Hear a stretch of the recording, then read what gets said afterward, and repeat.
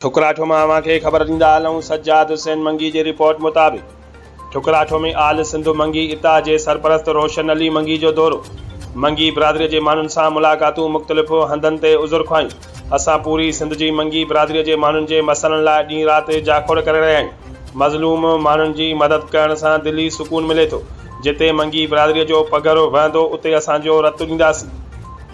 बिरादरी के नौजवानन के घुर्जे त तालीम हासिल कन ऐं पंहिंजी ज़ात तोड़े क़ौम जो नालो रोशन कन। मंगी बिरादरी के ग़रीब न्याणियुनि खे ॾाजो फराहम कंदासीं। साफ़ इन सां ॻाल्हियूं। आल सिंध मंगी इता जे सरपरस्त आला बानी रोशन अली मंगी जो ठुकराठो में मंगी बिरादरी के मानुन हाजी अल्ताफ़ हुसैन मंगी, हाजी गौस बख्श मंगी, महमद हसन मंगी समेत मुबारकपुर थाने के वॾे मुंशी गुलाम सरवर मंगी से मुलाकात करे संदसि बाज़ियाब थियल पुट जूं मुबारकूं ॾिनियूं। ठुकराठो में रियाज़ हुसैन मंगी की घरवारी के लाडाणे ते ताज़त कई।